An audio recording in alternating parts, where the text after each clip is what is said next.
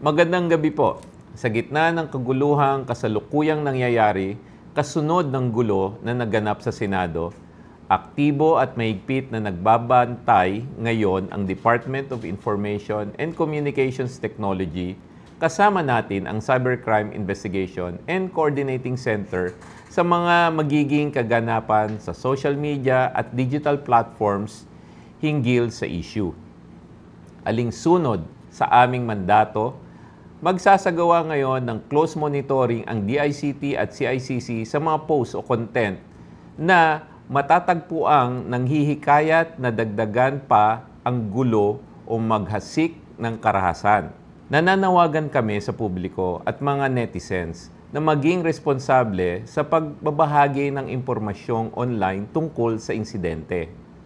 Sa panahon ng tensyon at pangamba, walang puwang ang pagpapakalat ng mga fake news at mga hindi beripikadong impormasyon, mga edited videos at mga mapanlinlang na mga posts na magdadagdag ng kalituhan at takot sa publiko. Gaya ng sabi ng ating Pangulo, kalma lang po tayo.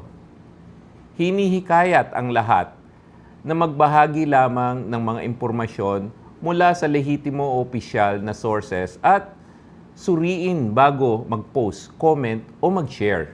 Sino mang mapapatunayang nag-ambag o nag-udyok sa pagpapakalat ng maling impormasyon online at karahasan ay hindi palalagpasin ng CICC at sisiguraduhin na mapapatawan ng karampatang parusa.